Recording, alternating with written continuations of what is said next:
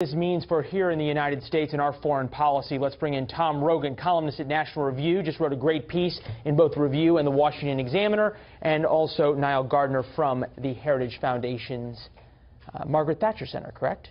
That's correct. All right, welcome back. Glad to have both of you gentlemen. Tom, to you, much has been made of this election, a huge amount of discussion about what would happen if Marine Le Pen won. She didn't win. Are we essentially in the same spot we were 24 hours ago? To some degree, I think we are, but it's interesting that the movement she represents, has grown in the sense of where her father was. Almost double in the vote from his race for president. So I think the critical element here will be what happens in the next year. Is Emmanuel Macron able to get legislative reforms through the Parliament? Of course, Parliament's role there is going to be critical when they have elections coming up. And at the same time, is he going to be able to foster this notion of national unity, both counter-terrorism crackdown, because the threat being very significant, but also the idea that people from the French colonies, for example, are able to find more access to work and employability?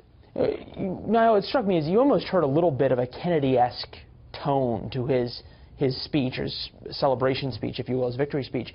And at the same time, it's really hard to put these two candidates into left or right. You know, from our perspective, Macron is more right economically, Le Pen is more left economically, Macron is more left socially. It doesn't really fit a traditional American policy. But you think about the things that are important to America from a national security standpoint: strong on NATO, Macron checks that box; strong on the EU, that helps the United States economy. Win-win for us? I think it's very mixed here, and certainly Mr. Macron would like to see himself as the next John F. Kennedy. However, I think that Mr. Kennedy was a man of significantly greater substance than Macron, who has no real achievements to speak of. He spent a couple of years, of course, as a minister under Francois Hollande's administration, and Francois Hollande's administration was absolutely disastrous on the economic front. So I think that you will see, of course, a pragmatic relationship between Washington and Paris over the next few years, but there are going to be some significant ideological differences between President Trump and President Macron. Well, these gentlemen are all going to be together in, what, 2 or 3 weeks, Tom?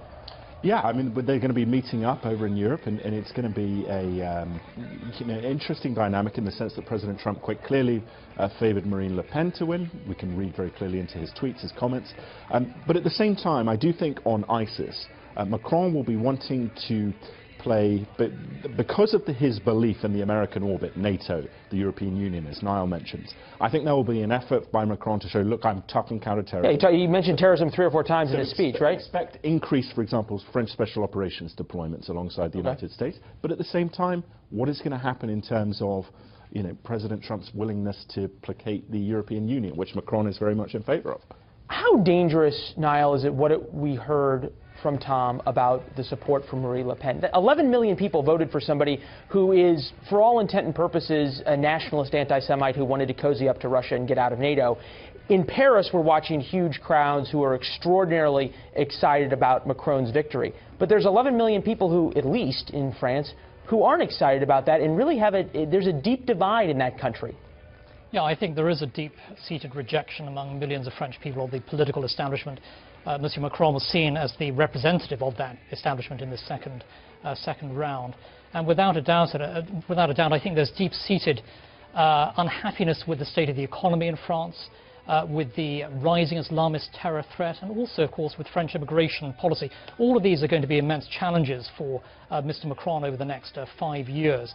And at the moment, he's really just outlined perhaps some sort of grand vision, but there isn't a lot of substance to that vision. So I expect it's going to be a pretty rough ride for Macron over the next few years. Yeah, we heard even his spokesman at the beginning, Benjamin Haddad, we had on, sort of allude to them understanding that this candidacy came out of nowhere a year ago, and they have got a lot to do to fulfill those promises, and serious questions that they know exist as to whether or not they can. At least it'll be a lot of stuff for you guys to write about. All right, gentlemen, good to have you on. As this continues, which it certainly will, Tom and I will have you guys